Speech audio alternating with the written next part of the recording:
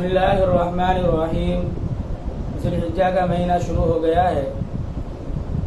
ایک حدیث کے اندر آتا ہے، اللہ کے حبیب صلی اللہ علیہ وسلم نے ارشاد فرمایا کہ اللہ تبارک و تعالیٰ کے نزدیک جتنے پسندیدہ ذی الحجہ کے 10 دن ہیں، اتنا کوئی اور دن پسندیدہ نہیں ہے، اور جتنا نیک عمل کرنا ان دنوں میں اللہ کو پسندیدہ ہے، اتنا کسی اور دن میں پسندیدہ نہیں ہے۔ بہت سے لوگ ان دنوں میں روزہ رکھتے ہیں۔ 1 ذی الحجہ سے 9 ذی الحجہ تک جو روزہ رکھا جاتا ہے، حضرت ابو ہریرہ رضی اللہ تعالیٰ عنہ سے روایت ہے، اللہ کے حبیب صلی اللہ علیہ وسلم ارشاد فرماتے ہیں 1 ذی الحجہ سے 9 ذی الحجہ تک جو شخص روزہ رکھتا ہے، ایک روزے کا ثواب 1 سال کے روزوں کے برابر دیا جاتا ہے، اور جو شخص ان راتوں میں عبادت کرتا ہے، ایک رات کی عبادت کا ثواب شب قدر کی عبادت کے برابر دیا جاتا ہے۔ 9 ذی الحجہ کا جو شخص روزہ رکھتا ہے، حضرت ابو قتادہ رضی اللہ تعالیٰ عنہ سے روایت ہے، اللہ کے حبیب صلی اللہ علیہ وسلم نے ارشاد فرمایا کہ جو شخص 9 ذی الحجہ کا روزہ رکھتا ہے تو اللہ تبارک و تعالیٰ اس کے 1 سال کے پہلے اور 1 سال کے بعد کے گناہ معاف کر دیتے ہیں۔ میرے بھائیوں، ہمیں سوچنا چاہیے اور سمجھنا چاہیے کہ یہ دن کتنے بابرکت ہیں اور کتنے مقدس اور کتنے مبارک دن ہیں۔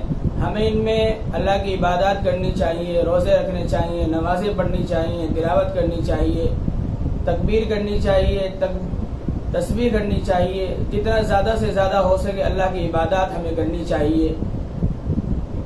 اب دیکھیے کہ اللہ ایک روزے کے بدلے 1 سال کے روزوں کا ثواب دیتے ہیں، اور 9 ذی الحجہ کا جو روزہ ہے اس کے بدلے 2 سال کے گناہ ہمارے اللہ معاف کرتے ہیں۔ اللہ کی کتنی بڑی رحمت ہے۔ اللہ ہماری بخشش کے بہانے ڈھونڈتے ہیں، لیکن ہم لوگ عبادات کے اندر غفلت برتتے ہیں، عبادات نہیں کرتے۔ تو اس لیے ہمیں اس مہینے کے اندر خاص طور سے عبادات کرنی چاہیے۔ ان شروع کے 10 دنوں کے روزے رکھنے چاہیے، ان راتوں میں عبادات کرنی چاہیے۔ اگر ہم عبادات نہ کر سکیں، روزے نہ رکھ سکیں، تو کم از کم 9 ذی الحجہ کا روزہ ہمیں ضرور رکھنا چاہیے، کیونکہ اس کی بڑی فضیلت ہے۔